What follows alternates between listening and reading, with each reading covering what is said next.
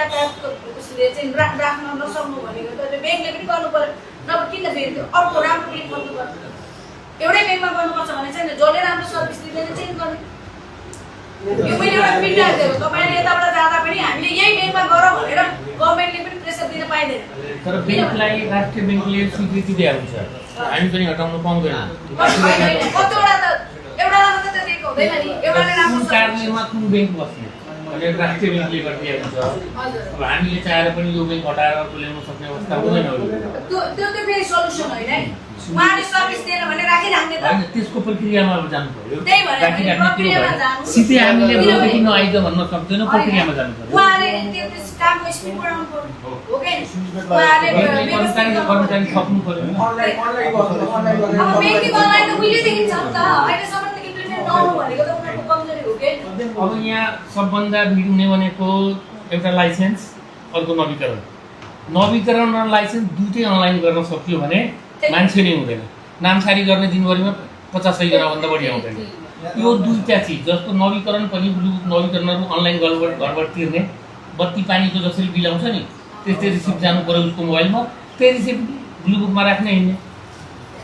कार्यालय आउनु परेन मान्छे त्यो त माथि पहाडबाट हिँडेर आउनुहुन्छ के त्यति गर्नु यातायातमा हजुरको भिडै हुँदैन नामसारी गर्ने खास मान्छे आउँदैन नि त नवीकरण र त्यो लाइसेन्सको भिड हो अनि त्यति अनलाइन गर्न सकिन्छ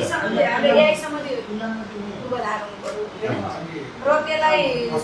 के अरे चलाउन सक्ने स्किल दिनु पर्यो जनतालाई पनि ठाउँ ठाउँमा होइन र यहाँ स्टाफले पनि सबैले जान्न अब अहिले त हेर्नु न अब म आफै भन्छु म आइटीको बिग्यो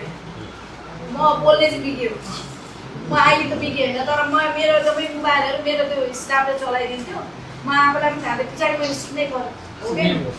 सिक्दै अब त्यो भनेपछि अब मेरो अब पहिला के अरे काम गर्ने दिदीले के अरे बहिनीले उहाँले गरिदिनुहुन्छ कि त्यसले गर्दा उहाँले सिकिसक्यो भने हामीले अब अफिसको मान्छेले नसिक्ने त गर्नु पर्यो होइन जेनरली अफिसको मान्छे प्रायः सबैले जानेकै छन् नजान्ने होइन